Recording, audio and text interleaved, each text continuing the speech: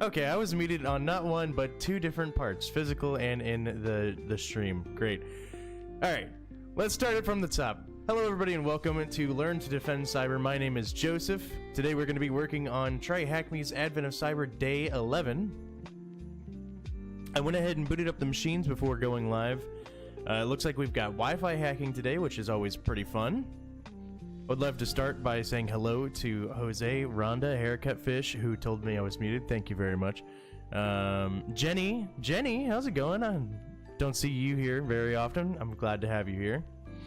So let's go ahead and pivot. We should have everything started, and we can kind of talk about Wi-Fi hacking, give a very brief explanation about what Wi-Fi hacking is, and kind of talk a little bit more about what Wi-Fi is, and then it looks like we're gonna actually get into the meat and potatoes and do a little bit of Wi-Fi hacking. So Jenny's saying hashtag first timer. Well, I'm glad you stopped by. I love having you here. Jenny's a mod for Simply Cyber, by the way, one of the fellow mods that I help moderate with. She is always on top of things. It's great to have her here. And Jeff's in the house. Welcome, Jeff. So, let's start from the top here. Day 11. If you'd like to WPA, press the star key. So, much awaited Sockmas of Wareville Town is just days away. Glitch, the unsung hero, is closing all doors and malware's malicious intentions one by one. However, there is still much to do. McSkitty still took a thoughtful breath. The mayor can still find his way in. Glitch smiles confidently. I think I know the last technique he relies on to get into the networks. McSkitty stands up from her chair with a surge of excitement. Let me guess, a notorious way to get into the network, a Wi-Fi attack. Glitch nods decisively. Exactly. Let's be one step ahead of the mayor. So, Wi-Fi, I'm sure everybody, or most people at least, watching this video have used Wi-Fi at some point in their life. It is the internet, but wireless, right? So, Wi-Fi is implemented almost everywhere, at least in businesses and cities and some, if not most, residential areas, at least here in America. I know you can't really, I mean, you drive down the street and you'll see hundreds of SSIDs, and we'll talk about what SSIDs are in a moment. Welcome, Maverick. Wi-Fi, of course, you know, very, very popular because it took away the need to have a lot of switches and a bunch of Ethernet cables running to everybody's device. So now you can have rooms that are set up a little more in a free manner. You don't have to have everybody in a cubicle with a designated Ethernet port, even though you can definitely still set things up like that. And wired internet is definitely still faster sometimes, depending on. There's a lot of factors that go into internet speed, obviously, but Wi-Fi allowed us to be able to walk around and still be connected, right? So, nice. So, let's talk about, I'll grab that in a moment. The clamp came undone. Let's talk about the different elements of Wi-Fi, right? We have the SSID, which I kind of mentioned. The SSID is the network name. It stands for Service Set Identifier. And then you have PS keys, which are pre-shared keys, also known as just passwords. And that's the two visible elements. And then there's a whole lot of, I mean, there's entire certifications built around just how Wi-Fi works. It's radio signals passing through the air, going back and forth, translating your packets. It gets way deeper than what we need to understand for today's exercise. Now I'm gonna grab that and I'll be right back. Yes, BSEC WPA Day. Yes, it is not WAP Day, it's WPA Day. I will be right back.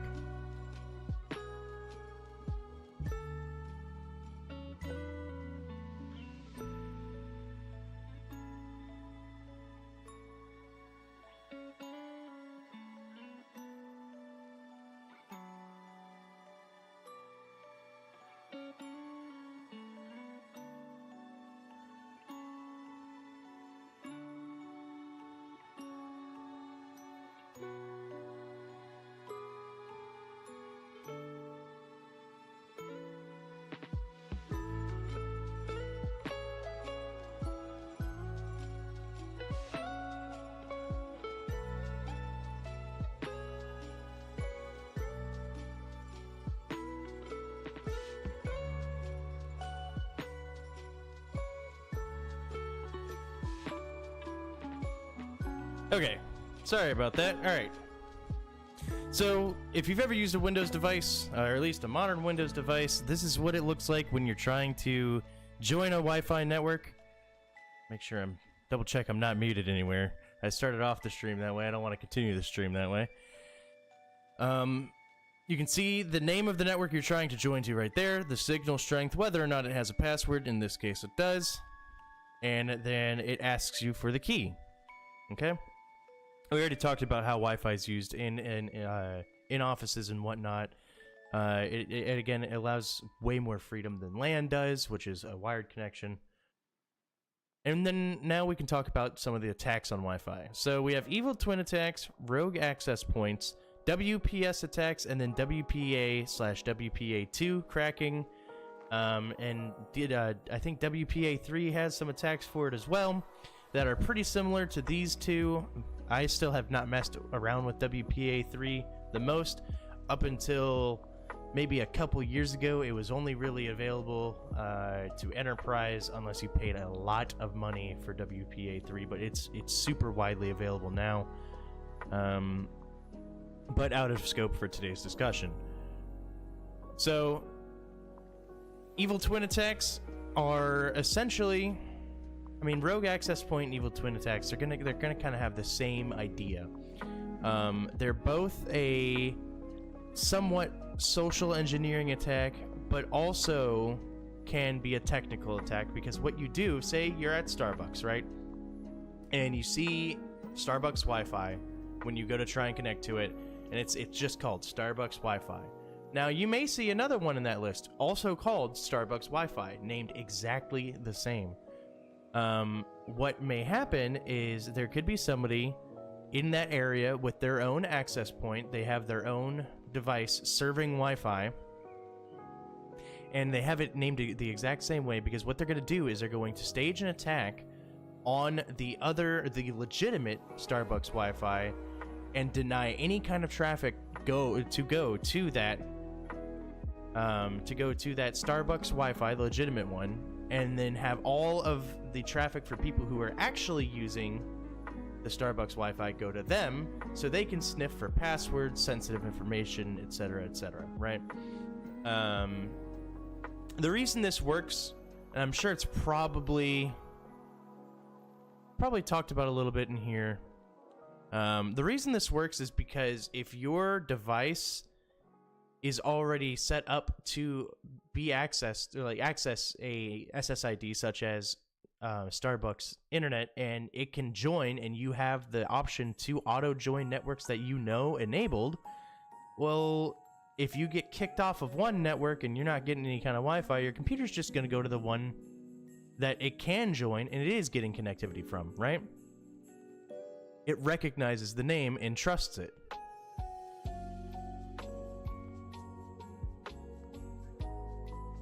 Yeah, that's a very boiled down B-Sex mentioning in chat. He said, yeah, kind of. It's a very boiled down way of talking about it. Let's see if we can find some more information. Attackers send deauth packets, so that's the denial of service I was kind of talking about earlier. Kick you off, or it can, it usually is used to kick users off the internet. And then they would face repeated disconnections from the network after this with frustration. They are likely to open the Wi-Fi access point and go to the one with an almost so we're talking about ones right here that are typo squatted, not the exact same name. So this one is a little more social engineering, where you would try and trick the user into joining yours instead of joining the legitimate one, because you keep kicking them off of the legitimate one. And then rogue access points, it's similar to the evil twin. They set up an access point near or inside an organization's physical premises, make it available with good strength, and then they just wait for people to join. The attack that I described is a common attack, but it seems that we're not really talking about that. Okay, so WPS attacks. WPS, the Wi-Fi protected setup, is a solution to, instead of having to type in these big, long passwords that are complex for whatever reason, WPS has if you've ever seen a button on the back of your router that says push to connect, that's WPS. Okay, and it can also, some brands of routers or Wi-Fi access points, let's be technical here, Wi-Fi access points may have digital versions of WPS where you can try and authorize and use WPS and use a 6-digit PIN or some form of shorter password to authorize to the access point and whatever network it's serving. The way we can attack this is because we can initiate the handshake with the router, right? It wants you to be able to connect, and then we can just brute force the password. See, some of the data captured is brute forced, and the PIN is successfully extracted along with the pre-shared key. So we're able to see that information and join. And then WPA PA2 cracking. WPA, the protected access, was created to secure wireless communication. It uses stronger encryption algorithms. WPA1 is outdated and really should not be used. I know it's still used in some environments, so is WPS. WPA2 you'll still see in a lot of businesses because it wasn't super widely available, but as of recent, so I'd say, when I say recent, I mean within like the last 5 years, it's become far more available. So WPA3, people are making the shift, but you'll have a lot of people who are like, yeah, WPA2 is fine, we'll just keep using that. Plus they tacked on different things like WPA2, what is it, AES PS key or PSK to make it to where the pre-shared keys are even stronger. There's different variants and flavors of PA2. So the way we can crack WPA and PA2, even though these are stronger, is we can capture the four-way handshake that takes place when you're trying to connect to the router. So what you would do is you would kick somebody off of the network that is authenticated. If they're authenticated to the network, they know the password, they have the PSK. I'm gonna keep accidentally saying PS key on accident, but they have the PSK. So what you want to do is you want to kick them off, and then you want to switch into monitoring mode and try and capture this communication that happens between the access point and the client, called the four-way handshake. And then once you have that PSK, because what happens in the four-way handshake, we see a little bit here, is that the router sends a challenge. So it goes, hey, do you know the password to this network? Do you have the the pre-shared key? The client says, yes, I do have the PSK, the pre-shared key. Here is the encrypted response. Now it's encrypted, right? It's not plain text. It's not just the password floating across the air. The router verifies it, says, hey, yeah, that looks right. You can join the network. And then the client goes, okay, I'm going to join the network. Again, boiled down, far more technical things happening than that, but for sake of explanation for today's challenge, that's everything you really need to understand. Once you have that pre-shared key, even though it's encrypted, you can still brute force it. That's why, as I mentioned, they did make variants of it that give it a little bit of a stronger encryption. The vulnerability lies in the fact that an attacker can capture the handshake if they're listening when a device connects. With the handshake data, they can use it as a basis to attempt offline brute force or dictionary attacks, essentially try different possible passwords and try to test each one to see if it would produce the captured handshake data. Eventually, cracking the pre-shared key. And after they have that, they could just join.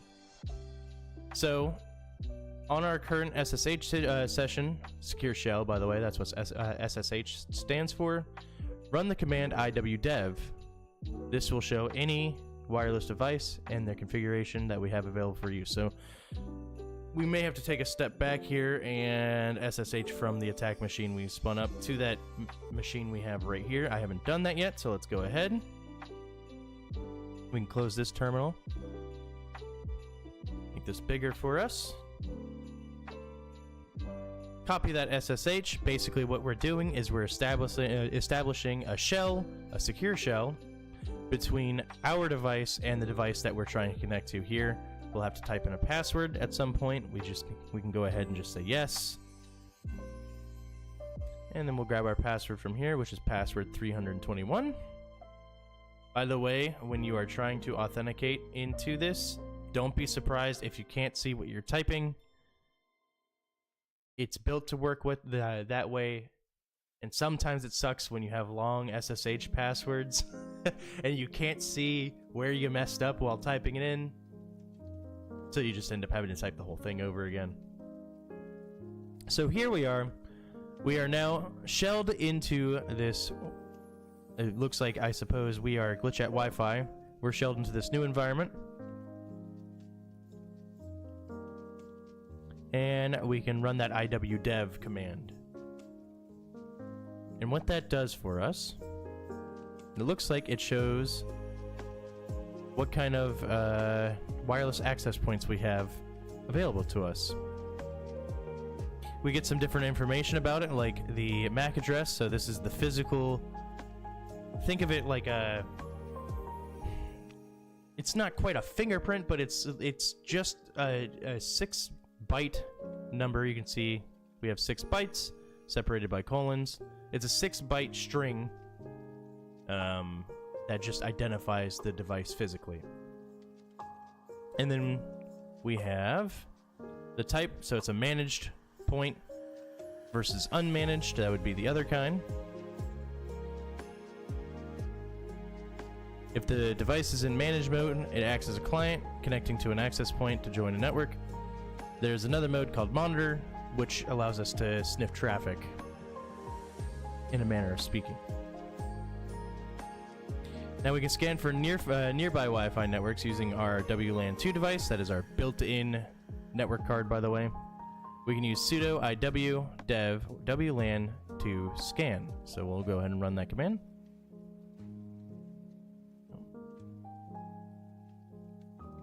It's going to go ahead and scan.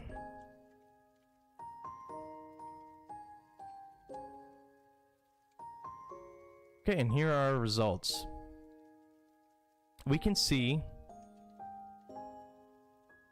that we do have a network. Here's all the different information that we get back from the network. Breaks down the command here, what it's doing, specifies what device we want to work with, and then telling it to scan. We get the BSS ID and the SSID. We get, those are up here at the top. I thought they were. SSID is malware MAP. So we're going to assume that's probably Mare malware because we've been seeing he goes by MM or sometimes malware M.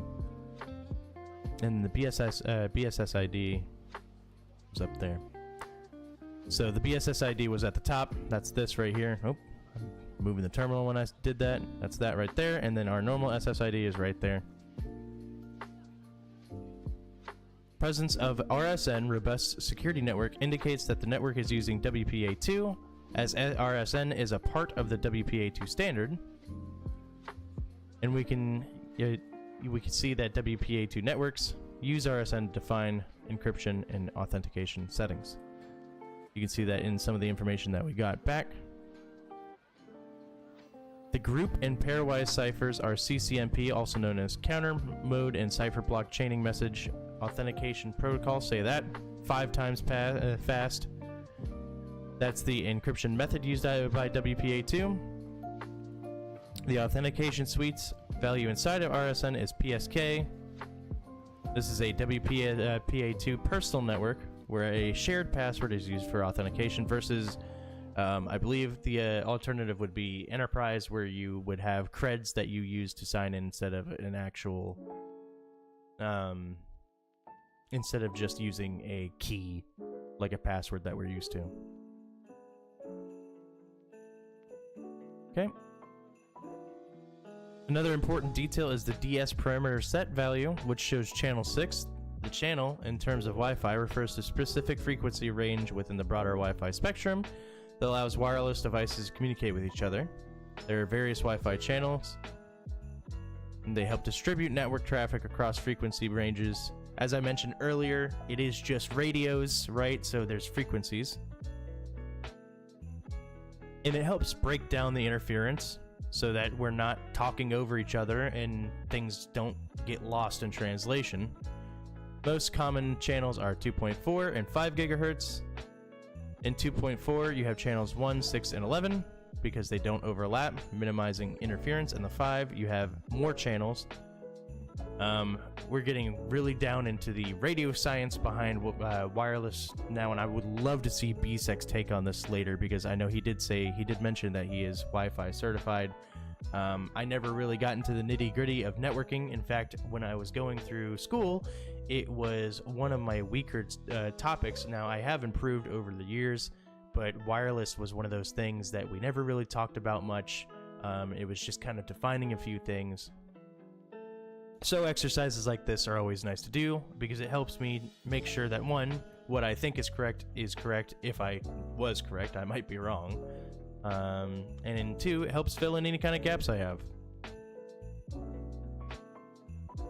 So we want to check if our WLAN 2 interface can use monitor mode. To achieve this, we type in this command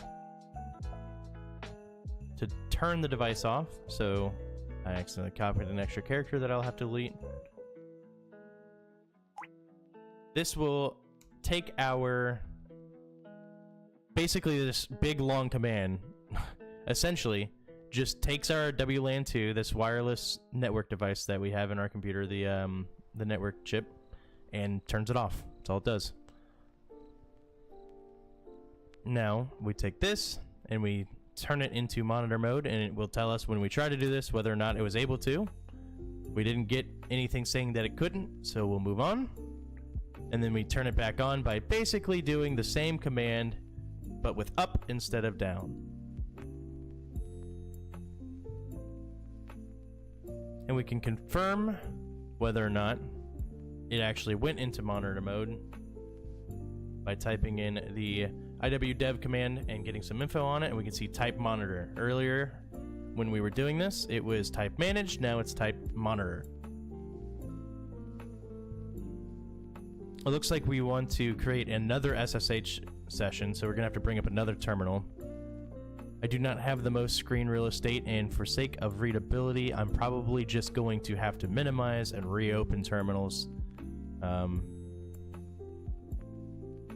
We'll go ahead and basically play. What I'm going to do is basically just have them right in front of each other, so I can just click over here. We'll be able to work on that one, click over here, and be able to work on that one. It's going to get a little confusing because you'll have some overlap, but we'll work through it. I made the screen bigger, but it made none of the text bigger when I did that, so let's bring it back down. Increase the size some more. Okay. Okay, well, I guess that works. Not what I meant to do.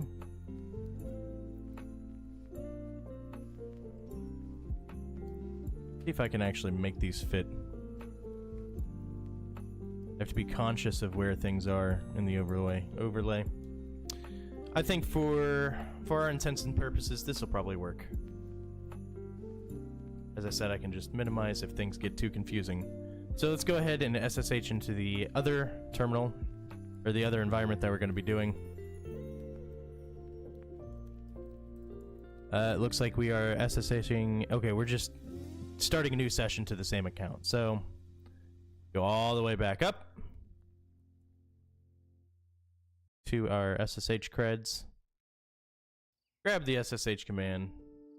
We did this process earlier. It was password 321 with a capital P. You can see our last login. And here we go. So now, what are we going to do? Looks like we're going to be air dump, which air dump is a great tool for Wi-Fi pen testing. Sudo air dump ng wlan2. This command provides a list of nearby SSIDs and shows important details. Basically a prettier way of looking at some of the information that we got earlier.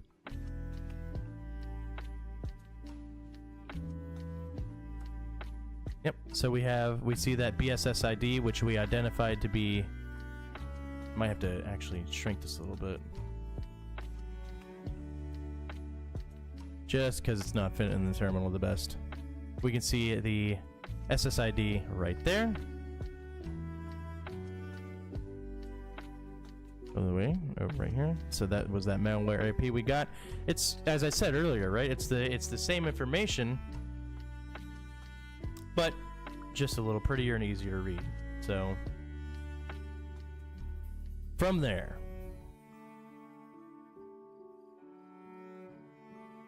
oh, there's a nice little note right here. It says arrow dump ng will automatically switch whatever interface that you're using into monitor mode if the interface supports it. So you don't have to do the commands we did before. It'll just do it for you essentially.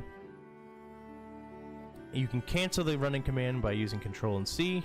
Don't hit it too many times, you'll leave your secure session, or your secure shell.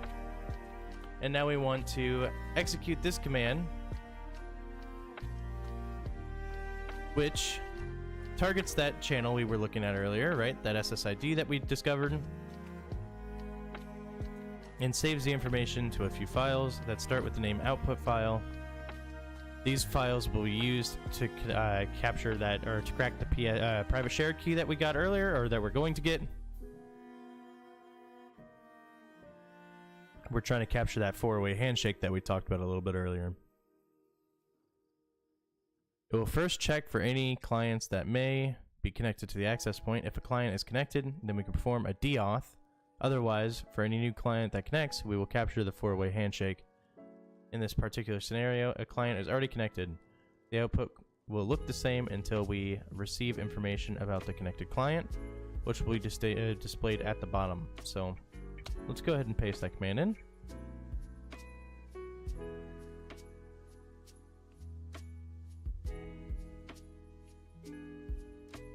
Should take about 1 to 5 minutes before receiving client information. Oh, wow. So it's saying that this is what our output should look like. Note that next to the station section shows the device's BSSID. This is the connection that we'll be attacking. Now we're ready for the next step. On the second terminal, we're going to launch that deauth, right?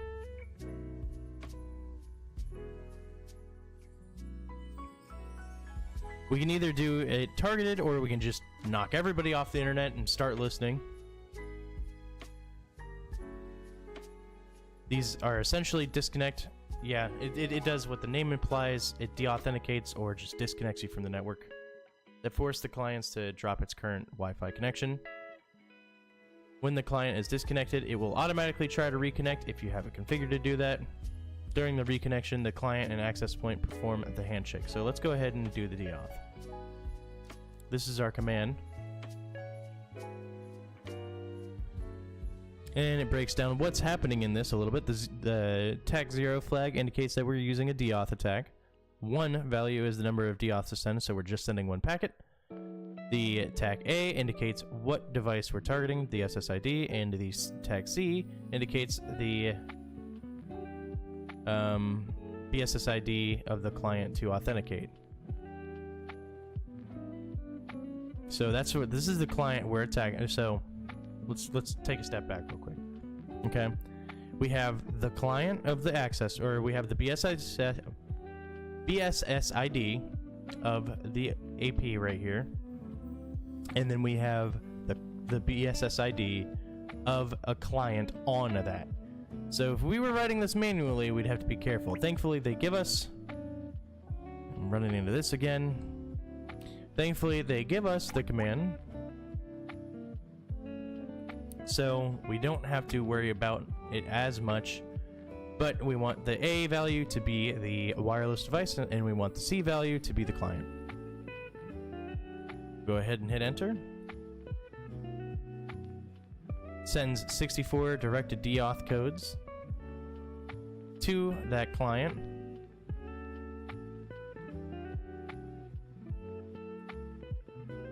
If we go back to our other terminal, it looks like we should have gotten the handshake.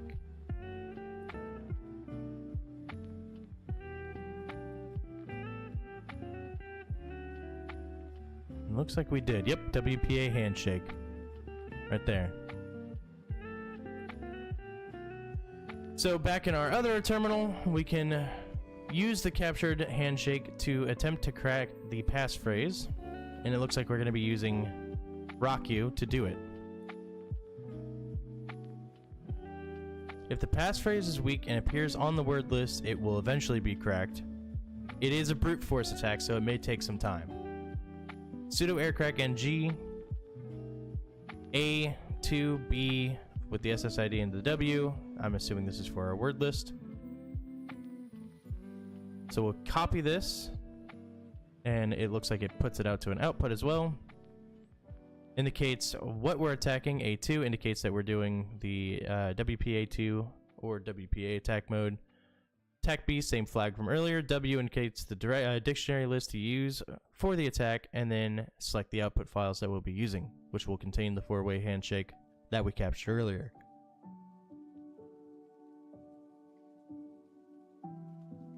Oh, that was pretty fast.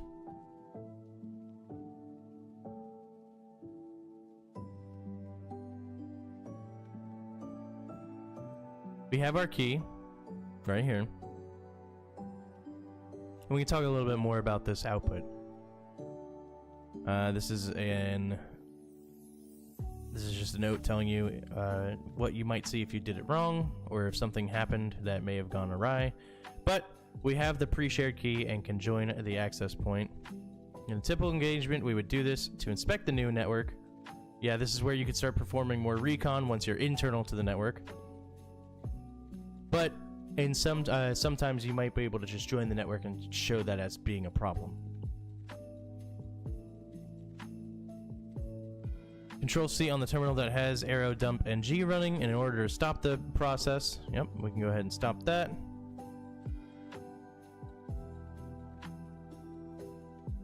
Oh, it's telling you why you would want to do that. It says that you want to go ahead and stop the process because you're not actually able to join the network while the arrow dump process is running, because it's actively using the device or our wireless interface in monitor mode.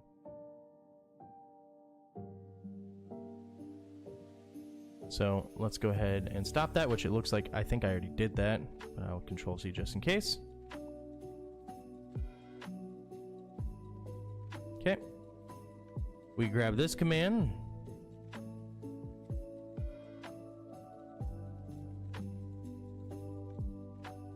Which allows us to join the network. Use our pre-shared key that we captured.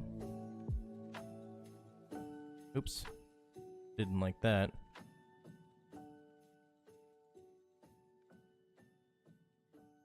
I'll have to type it in manually.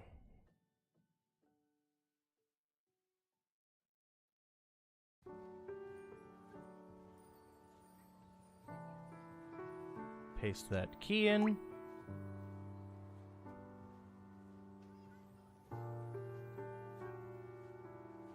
Okay. Then we grab our second half of our command.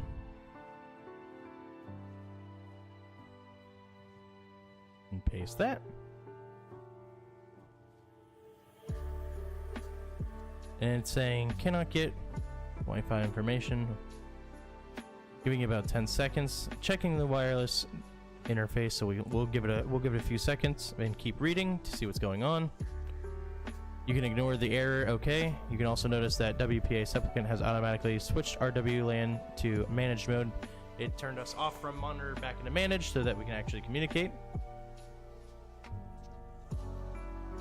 And we can check our information now that it's been a few seconds. We get a little bit more information about our address on the Wi-Fi network. Or rather, this never changed, sorry, I'm misspeaking. But we can get more information about the device up there. And that seems to be the end. And now we got to go back through all of the work we've done and answer the questions for today's challenge. I'll go ahead and take a look at chat. BSEC says it's fast because that Rocky was set up with with the one that cracks it. Yes, absolutely. Typically in these challenges, they will trim down the Rocky that you have, and so that you're not waiting hours, because it could be the last password on the Rocky document, and the Rocky document has tons and tons of passwords. So you could theoretically start a Rocky brute force and walk away and come back the next day and probably still have it going, depending on the speed, right? More like days. Yeah, true. It depends. Yeah. All right. What is the BSS ID of our wireless interface? So we got to go or we just grabbed it right here. This might be wrong. Oh.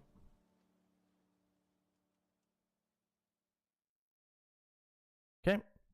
What is the SSID and the BSSID? We saw it was... Sorry. I have to go all the way back up to where we were. It may have actually gotten...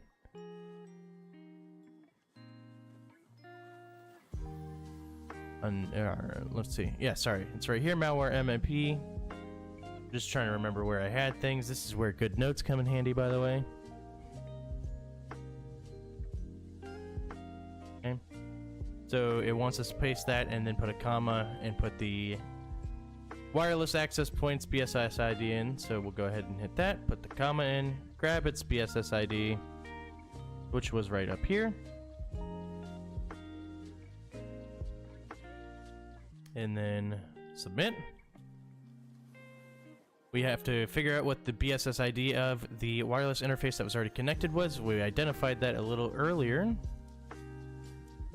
I think we identified it over here. It was this one. Oh, I never actually I never actually stopped this in the background, which is probably why we had a little bit of an error come up.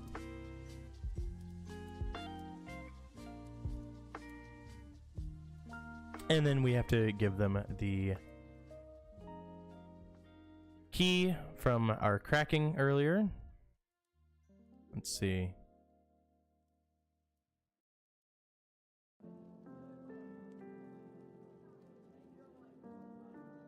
It's right here.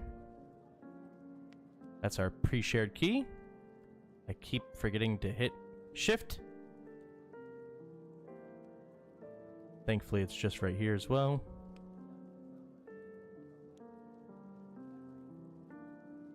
And then it tells you that if you like this, to go into the networking module, which I probably need to do, because as I said, networking was always one of my weaker categories when learning the different fields of cybersecurity and IT in general. But that was a pretty fun event. Definitely very, very informative. This one feels like it had a lot. There was a lot in there, and it got definitely very technical. Yes. Yeah, JMod. I just wrapped it up. Thought you'd be almost done. I am. I am done. Had a little bit of a moment. You're fine at networking from what I've seen. Well, thanks. I do appreciate that, but I feel as though it is one of my weaker categories. Mostly because doing networking at home is one thing, like, that's whatever, but when it comes to enterprise networking, that's a lot of moving parts, and one wrong move, you brought down an entire company's network on accident. He's weak on networking, J-Mod, so it was slow. Yes. Is the side just a packet captured? What do you mean? What side? Oh, were you looking at the terminals before we pivoted away? Yeah, basically what was happening was we captured the four-way handshake and then brute forced the pre-shared key. That was the overall actions of today. Go back over here. All right. With that, I'm going to go ahead and bring up BSEC's channel. BSEC, other than being a really good BJ, or other than being a really good DJ,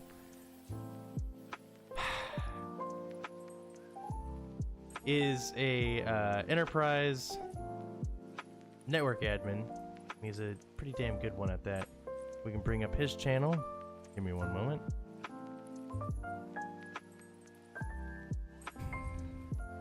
Words are difficult. Yes, they are. Yes, they are.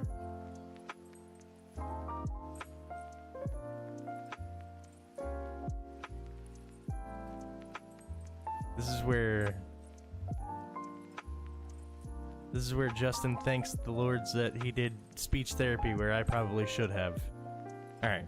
This is BSEC's channel. You can see he has his stream set for tonight at 8. I'm sure he's probably going to go a little bit more in depth than what I did, but he's pretty damn good at networking. So if you want a little bit more information other than what TryHackMe gave you and the resources they recommended, I would definitely recommend rating his channel. My streams are a dumpster fire floating down a river. What does that make mine?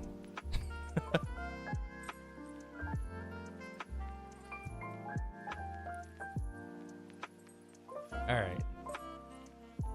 Well, thank y'all for tuning in. I will see y'all tomorrow for day 12 of the Advent of Cyber. Quick programming announcement. I'm going to make a post on YouTube about this as well, so you're reminded. This Sunday, let me pull up a calendar.